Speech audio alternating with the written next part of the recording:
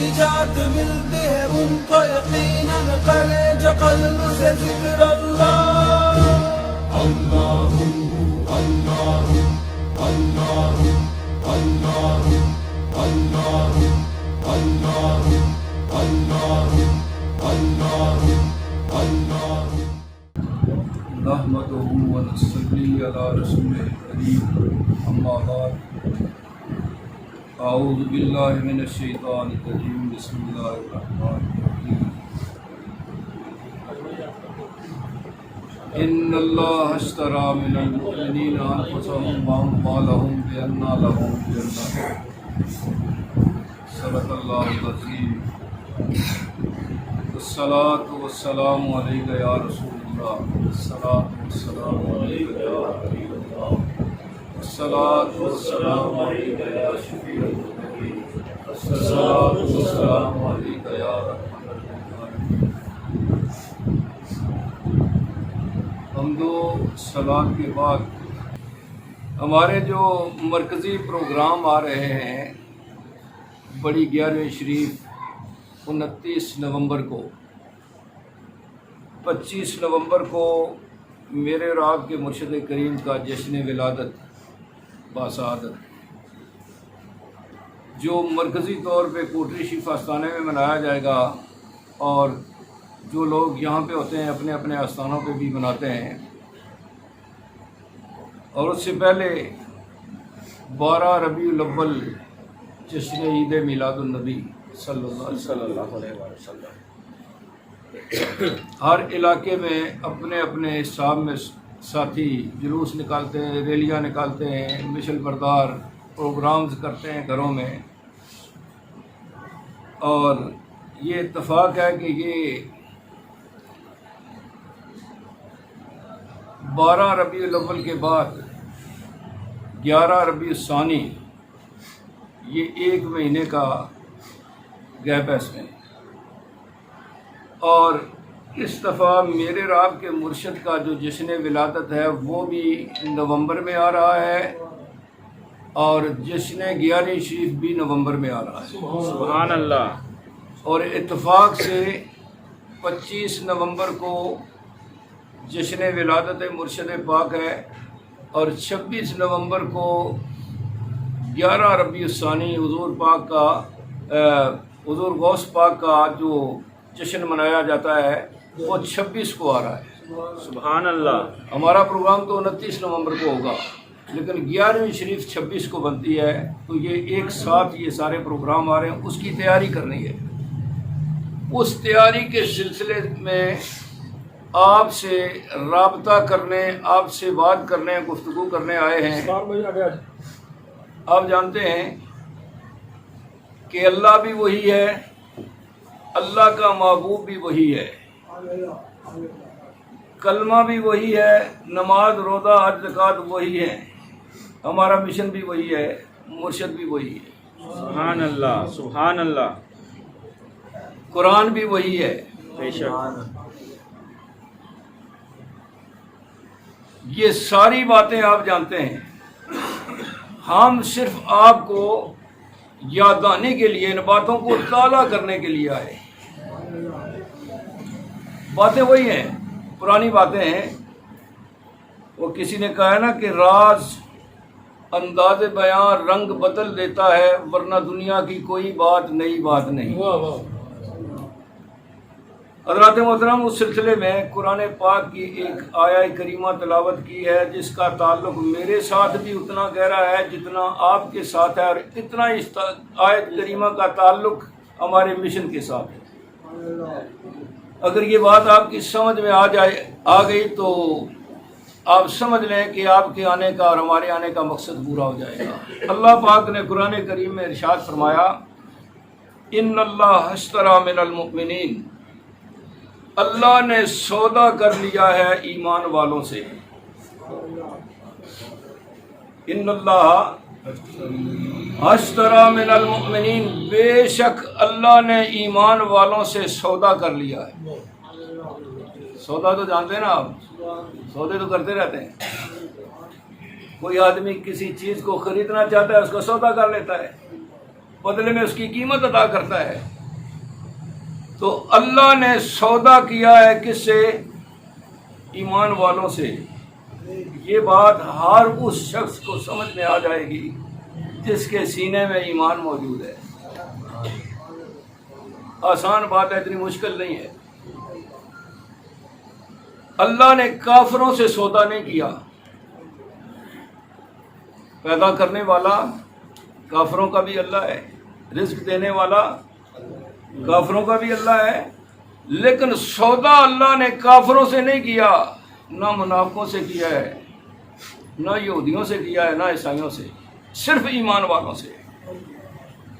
اب اس بات کو سمجھنے کے لیے سب سے پہلے تو یہ بات ہمیں پتہ ہونی چاہیے کہ ایمان کیا ہے اور ایمان کا تعلق کس سے ہے۔ نبی کریم صلی اللہ علیہ وسلم کی بارگاہ میں مکے سے دیہاتی آئے، اعرابی، قالت الاعراب آمنا، حضور کی بارگاہ میں آ کے کلمہ پڑھا، کلمہ پڑھنے کے بعد کہنے لگے کہ ہم ایمان لے آئے ہیں۔ ان کے اس جملے کا جواب اللہ نے دیا اپنے حبیب کے ذریعے، ارشاد فرمایا کل لم تؤمنوا، فرمایا حبیب نے کہہ دو کہ ایمان نہیں لائے ہو۔ بات سمجھ میں آ رہی ہے نا کہ مکے کے دیہاتی نبی کریم کی بارگاہ میں، اللہ کے حبیب کی بارگاہ میں آئے اور کلمہ پڑھا، کلمہ پڑھنے کے بعد حضور کی بارگاہ میں کہنے لگے ہم ایمان لائے۔ اللہ نے فرمایا کل لم تؤمنوا، فرمایا حبیب نے فرما دو ایمان نہیں لائے، ولیکن قولوا اسلمنا، یوں کہو کہ ہم اسلام میں داخل ہوئے۔ کلمہ پڑھ لیا ہے، کلمہ پڑھ لیا ہے۔ کلمہ پڑھنے کے بعد امام الانبیاء کی بارگاہ میں مومن کیوں نہیں ہوئے؟ اس لیے کہ وہ ایمان کے لیے نہیں آئے تھے، ایمان کے لیے نہیں آئے تھے، وہ اپنے ذاتی مفاد کے لیے آئے تھے، مال غنیمت لینے کے لیے آئے تھے، مال کے چکر میں آئے تھے۔ اور آپ کو پتہ ہے کہ ایسے لوگ ہر جگہ موجود ہوتے ہیں جو مال کے چکر میں کبھی ادھر ہو جاتے ہیں، کبھی ادھر ہو جاتے ہیں، یہ تو پتہ ہے نا آپ کو۔ اور آج کی دور کی اصطلاح میں انہوں کہتے ہیں کردوغلو۔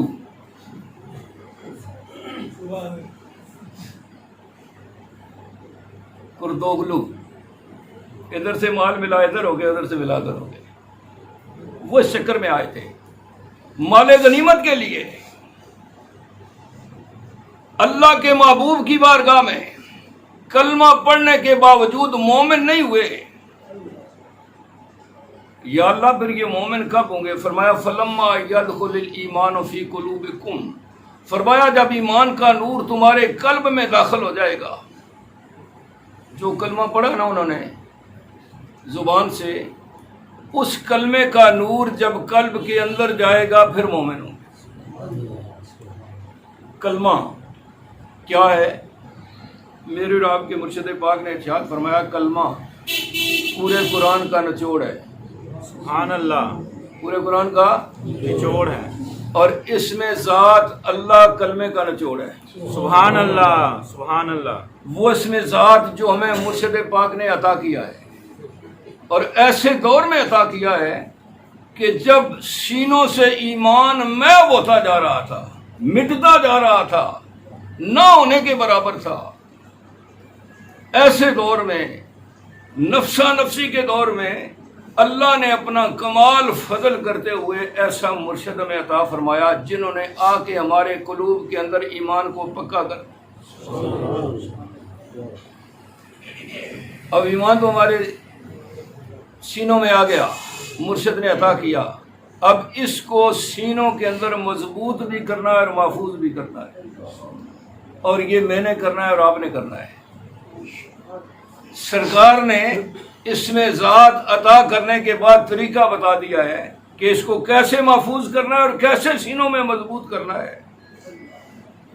آسان سا طریقہ، اتنا مشکل نہیں۔ سرکار نے فرمایا کہ چلتے پھرتے اٹھتے بیٹھتے ہر وقت دل میں اللہ ہو کرتے رہو. رات کو جب سونے لگو بستر پر لیٹ کر آنکھیں بند کرو, اللہ کا نام تصور کرو, دل کی دھڑکن محسوس کرو, اس کے ساتھ اللہ ملاتے ملاتے سو جاؤ. بڑا آسان ہے طریقہ, اتنا مشکل نہیں ہے. لیکن کتنے لوگ اس کے اوپر عمل کرتے ہیں یہ میں نہیں بتا سکتا. یہ ہر بندہ خود اپنے آپ سے پوچھے, کیونکہ ایمان جب سینے میں آ جاتا ہے نا تو یہ گھٹتا بھی ہے اور بڑھتا بھی ہے. ایمان کم بھی ہوتا رہتا ہے اور زیادہ بھی ہوتا رہتا ہے. جو طریقہ مرشد کی بارگاہ سے مل جائے اس کے اوپر عمل کرنے سے ایمان بڑھتا ہے اور چھوڑ دینے سے ایمان گھٹتا ہے, کمزور ہو جاتا ہے. بہت اوقات ایسے ہوتا ہے کہ ہم ایسی نافرمانیوں میں پڑ جاتے ہیں کہ ایمان جاتا ہی رہتا ہے اور پتہ بھی نہیں چلتا. اللہ پاک محفوظ فرمائے نافرمانیوں سے. حضرات گرامی, ایمان کے بارے میں تو ہمیں پتہ چل گیا کہ اس کا تعلق قلب سے ہے, اور ایمان نور ہے. ایمان نور ہے, تعلق قلب سے ہے, زبان سے نہیں. اب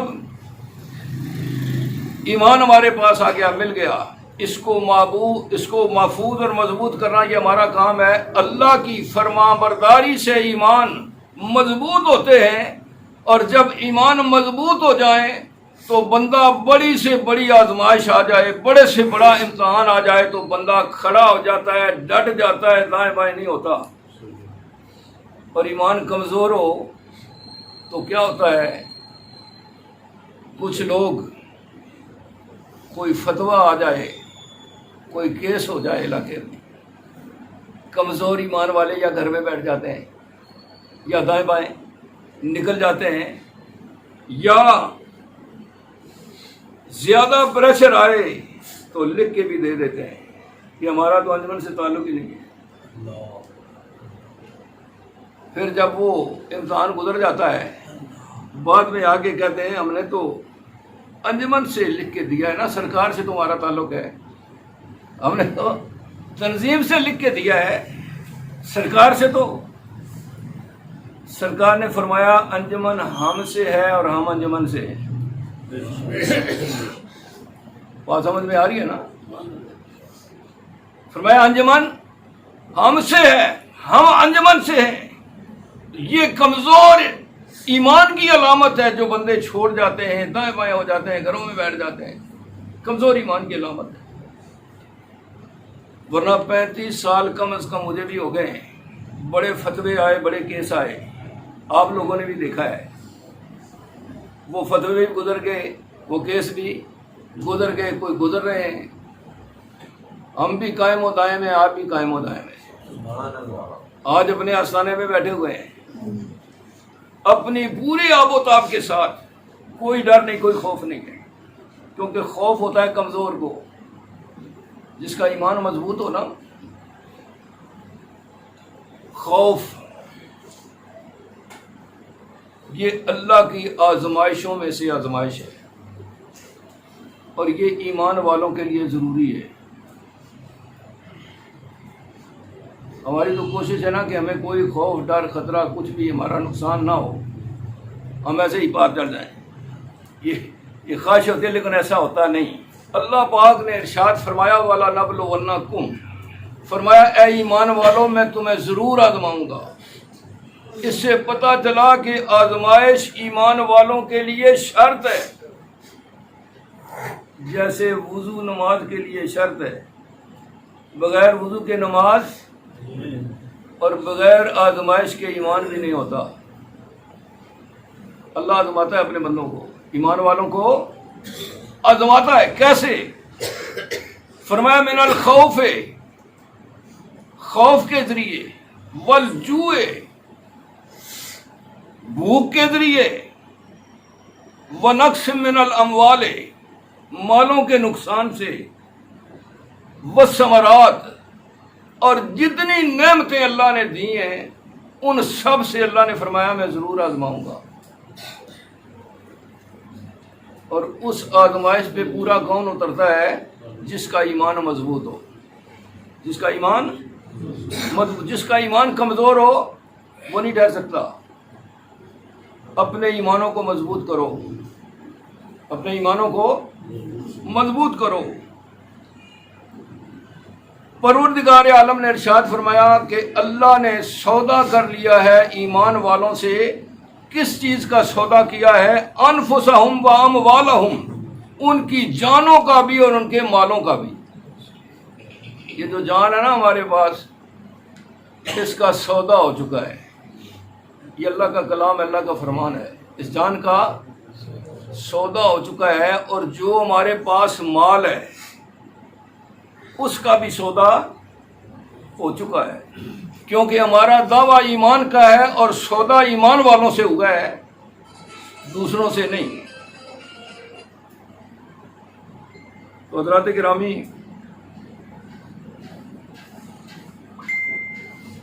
یہ اس کا کمال فضل اور کمال مہربانی ہے کہ یہ جان دی بھی اللہ نے ہے، اور ہمارے پاس جو مال ہے وہ بھی اللہ نے دیا ہے، اور دینے کے بعد سودا بھی کر دیا ہے۔ آپ اس بات کو ایسے سمجھیں، یہ میرے پاس موبائل ہے، یہ فون دیکھ رہے ہیں نا، یہ مجھے حاجی رب نواز صاحب نے دیا ہے۔ مثال دے رہا ہوں آپ کو سمجھانے کے لیے، دیا نہیں ہے انہوں نے، میرا اپنا ہے۔ یہ حاجی رب نواز صاحب نے موبائل فون مجھے دیا ہے، اور دینے کے بعد پھر انہوں نے مجھ سے سودا کر لیا ہے، اس موبائل کا سودا کر لیا ہے، اس کی قیمت مجھے ادا کر دی ہے، اور مہربانی کرتے ہوئے موبائل بھی مجھ سے لیا نہیں، دیا بھی انہوں نے، سودا بھی کر لیا ہے، قیمت بھی ادا کر دی ہے، اور موبائل بھی میرے پاس رہنے دیا ہے۔ اسی طرح اللہ نے جان بھی ہمیں عطا کی ہے، مال بھی ہمیں عطا کیا ہے، کیونکہ یہ ہمارا عقیدہ ہے، ہمارے پاس جو کچھ بھی ہے اللہ کا دیا ہوا ہے، یہ ہمارا ایمان ہے۔ اور پھر اللہ نے سودا کر لیا ہے، بِأَنَّ لَهُمُ الْجَنَّةَ، جنت کے بدلے میں اللہ نے ہمارے مال اور جانیں خرید لی ہیں۔ اس کا کیا مطلب ہے کہ اب یہ جان بھی ہماری نہیں ہے، اور ہمارے پاس جو مال ہے وہ بھی ہمارے، ان کا سودا ہو چکا ہے، اللہ نے سودا کر لیا۔ اور کمال مہربانی کرتے ہوئے جان ہم سے اللہ نے سودا کرنے کے بعد بھی لی نہیں ہے، ہمارے پاس ہی رہنے دیے، اور مال بھی اللہ نے نہیں لیے، وہ بھی ہمارے پاس ہے۔ یہ اس کی کمال مہربانی ہے۔ اب اس موبائل سے میں حاجی رب نواز صاحب کے خلاف، ان کی مرضی کے خلاف استعمال کروں، وہ میسج کروں جو ان کو پسند نہ ہوں، تو نتیجہ کیا ہوگا؟ ناراض ہوں گے، راضی ہوں گے؟ ناراض ہوں گے۔ حضرات گرامی، اس مثال سے آپ سمجھیں کہ یہ جان بھی اللہ کی ہے، یہ مال بھی ہمارے پاس اللہ کا ہے۔ اس کو اگر ہم اپنی مرضی سے اللہ کی مرضی کے خلاف استعمال کریں گے تو اللہ ناراض ہوگا، اللہ۔ اور جب اللہ ہی ناراض ہو گیا تو ہمارے جینے کا، ہماری زندگی کا کوئی مقصد باقی رہ جاتا ہے؟ میں تو یہ کہتا ہوں کہ مار ہی جانا چاہیے اس بندے کو جس سے اللہ ناراض ہو جائے۔ مقصد فوت ہو جاتا ہے زندگی کا، اللہ ناراض ہو جائے تو حضرات گرامی، قرآن پاک کی اس آیت سے یہ بات واضح ہو گئی کہ مومن کی زندگی کا مقصد رضائے الہی ہے۔ مومن کی زندگی کا مقصد، ہماری زندگی اللہ کی رضا کی مطابق گزرے گی تو ہمیں فائدہ ہوگا، ورنہ نقصان ہو جائے گا۔ اور بعض اوقات اتنا بڑا نقصان ہو جاتا ہے اس کی تلافی نہیں ہوتی۔ اللہ کی مرضی کے خلاف مال استعمال کرنے سے یا جان استعمال کر کیا نقصان ہوتا ہے؟ اس کی بڑی مثال قرآن کریم کے اندر قارون کی ہے۔ قارون موسیٰ علیہ السلام کا چچا زاد بھائی ہے، غریب ہے۔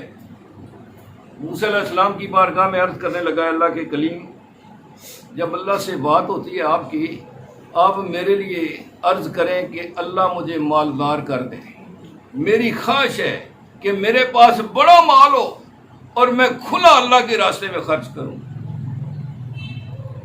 یہ خواہش ہم سب کی بھی ہے کہ نہیں؟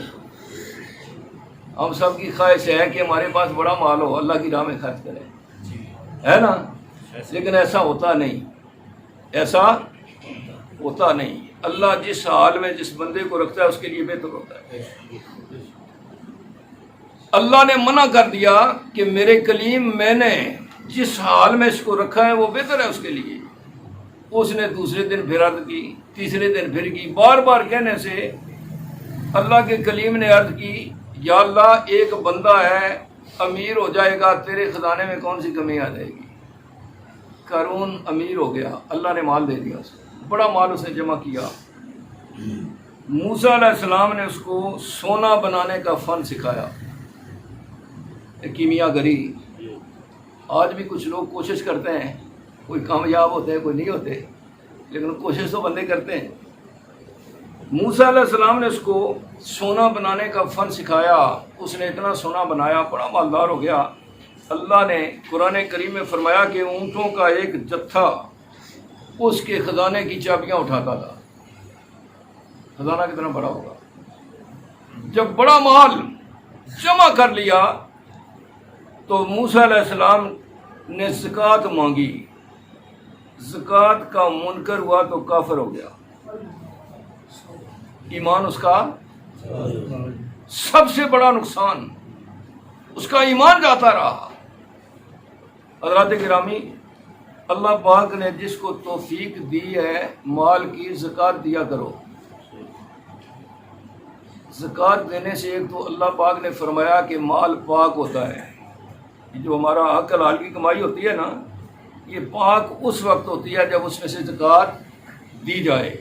اور دوسرا، نبی کریم صلی اللہ علیہ وسلم نے ارشاد فرمایا، جو بندہ اپنے مال سے زکوٰۃ دیتا ہے اس کا مال کبھی ضائع نہیں ہوتا، نہ چوری ہوتا ہے نہ ڈاکہ پڑتا ہے، محفوظ ہو جاتا ہے. اور تیسری بات جو میرے مشاہدے کی ہے وہ یہ ہے کہ جو لوگ اپنے مالوں کی زکوٰۃ دیتے ہیں اللہ تعالیٰ ان کے مالوں میں کبھی کمی نہیں آنے دیتا. تو جن کو اللہ نے توفیق دی ہے زکوٰۃ دیا کرو. اپنے قرب و جوار میں، اپنی برادری رشتہ داروں میں جو حقدار ہیں ان تک یہ مال پہنچایا کرو. قارون نے انکار کیا تو کافر ہو گیا. موسیٰ علیہ السلام بڑے پریشان ہوئے، یا اللہ اب کیا کروں، میرے کہنے پہ تو نے اس کو مال دیا ہے، اب یہ بڑا مالدار ہو گیا ہے، زکوٰۃ کا منکر ہو گیا ہے، کفر میں چلا گیا ہے. اور موسیٰ علیہ السلام کے خلاف پروپیگنڈا شروع کر دیا، الزام لگانے شروع کر دیے. اللہ پاک نے فرمایا میرے کلیم پریشان نہ ہو، زمین کو حکم دے اس کو پکڑ لے. موسیٰ علیہ السلام نے زمین کو حکم دیا، زمین نے اس کو پکڑ لیا، زمین کے اندر جانے لگا. مال کا خمار اس کے ذہن میں اتنا تھا کہ زمین کی پکڑ کے بعد بھی اسے ہوش نہیں آیا. کہنے لگا، اے موسیٰ، تو نے اور تیرے رب نے میرے خلاف سازش کی ہے، مجھے زمین میں گاڑ کے میرا مال لوٹنا چاہتے. یہ مال ایسی چیز ہے، مال کی تمنا نہ کیا کرو، کبھی اللہ کی رضاؤں کی بھی تمنا کیا کرو، اس میں بہت کچھ ہوتا ہے. انسان کی زندگی بھی کامیاب ہو جاتی ہے اور عاقبت بھی کامیاب ہو جاتی ہے.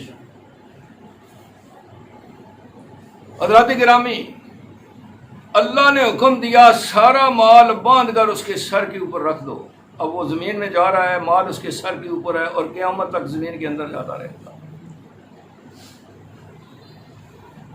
جو اللہ نے دیا ہے نا اس کے اوپر اللہ کا شکر ادا کیا کرو اور اس کو اللہ کی رضا، اس کی مرضی کے مطابق استعمال کرو، تب فائدہ ہوگا، ورنہ مال بہت بڑا نقصان دے گا آپ لوگوں کو. ان اللہ اشتری من المؤمنین انفسهم واموالهم بان لهم الجنہ. بے شک اللہ نے ایمان والوں سے سودا کر لیا ہے، ان کی جان کا بھی اور ان کے مالوں کا بھی. اب یہ جان بھی ہماری نہیں ہے اور مال بھی ہمارے. مال تو ہے نا سب کے پاس، میرے پاس بھی ہے، اس لیے کہ میں امیر ہوں۔ امیر ہوتا ہی ہوا ہے جس کے پاس مال ہو۔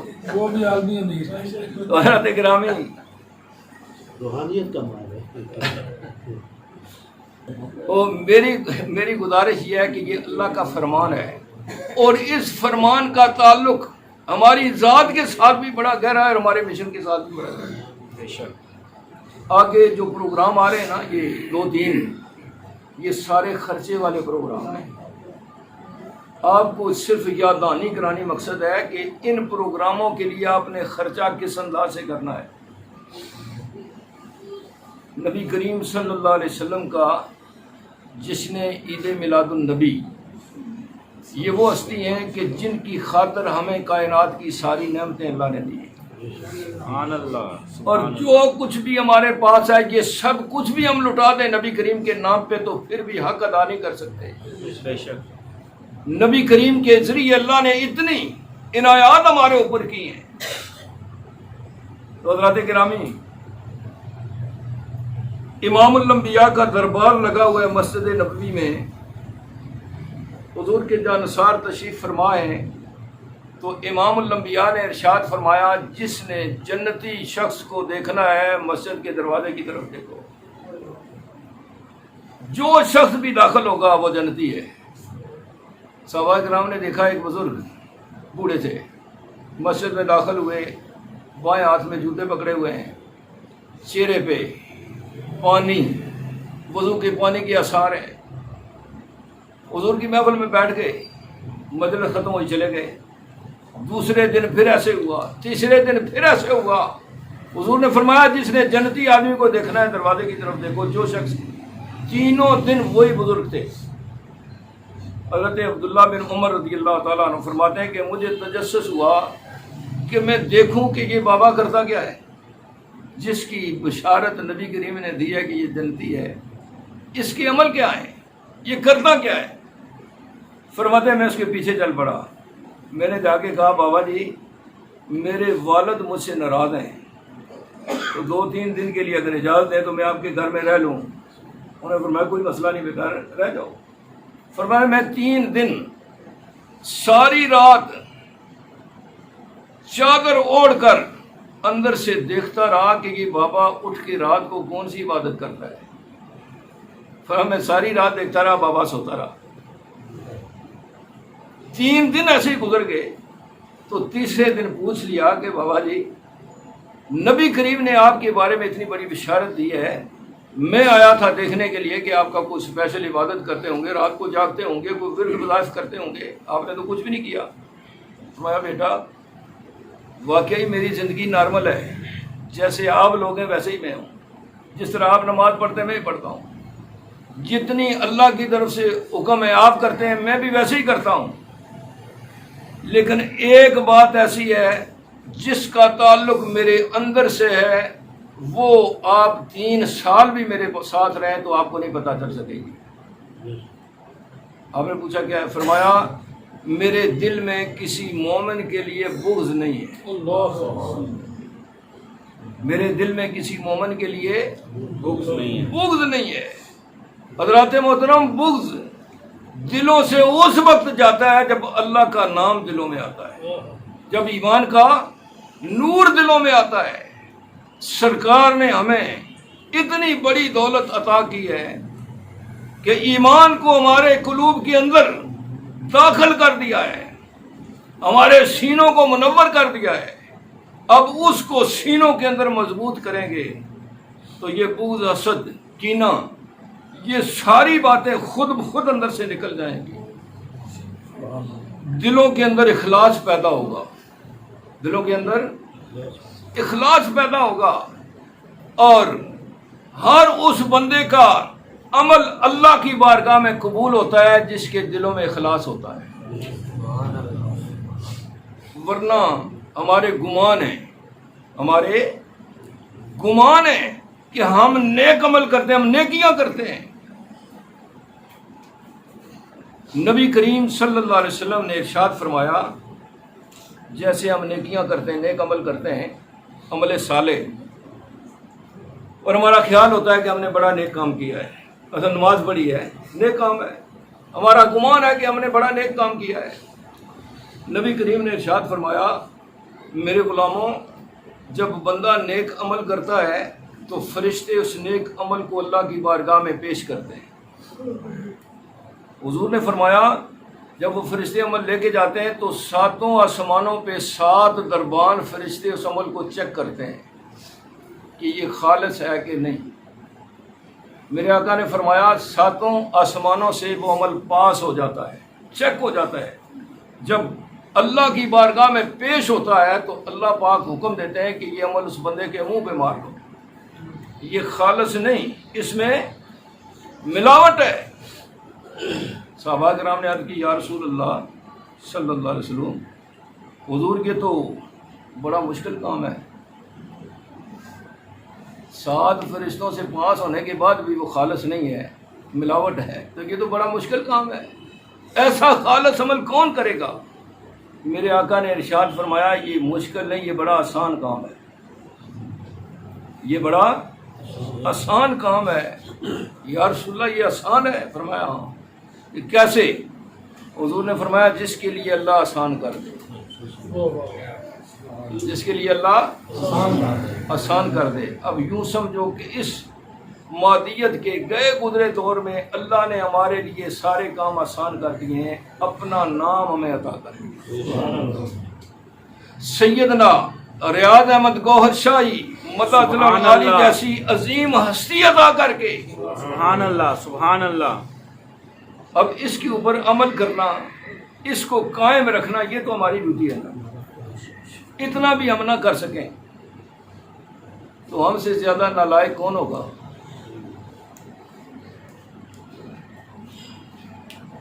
تو میرے دوستو یہ چند باتیں تھیں آپ کی گوش گزار کرنے، آپ کی یادوں کو تازہ کرنے کے لیے، آپ کے ذہنوں کے اندر یہ بات تازہ کرنے کے لیے، تاکہ آپ کو پتہ چلے کہ ہمارے پاس جو جان ہے، مال ہے، یا جو کچھ بھی ہے، یہ دیا کس نے ہے، سودا کس نے کیا ہے، اور اس کو ہم نے استعمال کیسے کرنا ہے۔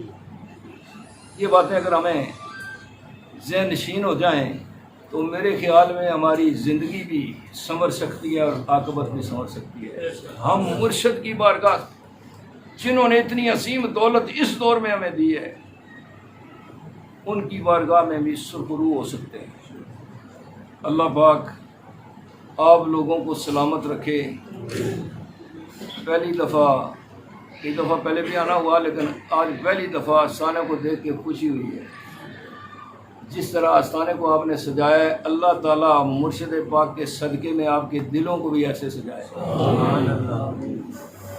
مرشد آپ سے راضی ہوں۔ وآخر دعوانا الحمد